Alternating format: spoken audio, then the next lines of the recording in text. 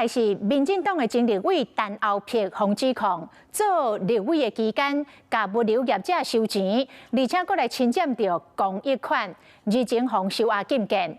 结果即摆检察官阁查出，伊涉嫌虚报加班费甲助理的薪水。问过口供了后，陈后撇的太太以150万交保，助理甲主任5万块交保。前外头挂水案，和廉政署人员带去北检，这个就是前立委陈后撇的太太齐慧茹。这个月就是陈后撇，才因为涉嫌收红包、护航独立物流公司，也有敢若侵占协会捐款，被人收押禁见。当时齐慧茹以80万块交保，想不到一礼拜后，又搁发生加保助理费的案件被检方约谈，尾手是加保150万。用手将面炸掉的姓王的助理服刑了后，以5万块交保。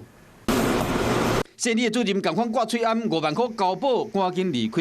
检方调查发现讲，陈后撇做立委的期间，捌甲助理先讲好薪水，后来敢若是加保助理的薪水加班费，到这个预算的上限，其他助理需要领出寄出来的钱交予姓王的助理。由姓李的主任汇总了后，再搁交予陈后撇的太太有几百万。委员，有没有话要说啊？人家说你贪污，你有没有话要说？陈后撇证据加一件，和平面媒体曝光，伊出来被抄出一本笔记簿啊，有写收 IMB 主嫌800万的记录。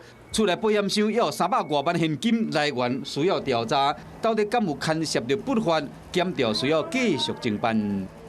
Hello， 我是张新文。想要抢先掌握最及时的新闻资讯吗？赶快订阅、按赞、开启小铃铛，锁定华视新闻 YouTube 频道。